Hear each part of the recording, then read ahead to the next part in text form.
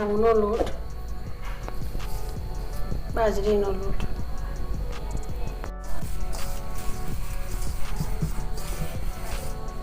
એક ચમચી જેટલા તલ લઈશું, એક ચમચી હળદર લઈશું, સૂકા મરચાં પાવડર 1 ચમચી, ધાણા જીરું 1 ચમચી, સ્વાદ અનુસાર મીઠું, 2 ઢોકળી જેટલું તેલ લઈશું,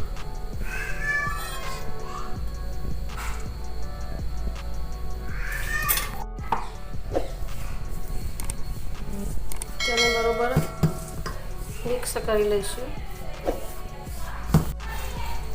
લીલા મરચાં, લસણ સૂકું, અજમો, ખાંડ,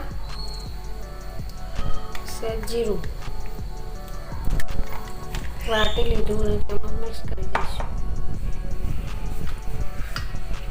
કોથમીર થોડી નાખવી તો નાખી શકાય, તે આપણે એડ કરી દઈશું.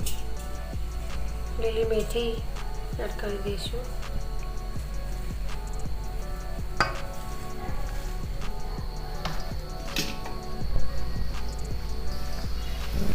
મિક્સ કરીને લોટ 2 ચમચી જેટલું દહીં એડ કરીશું,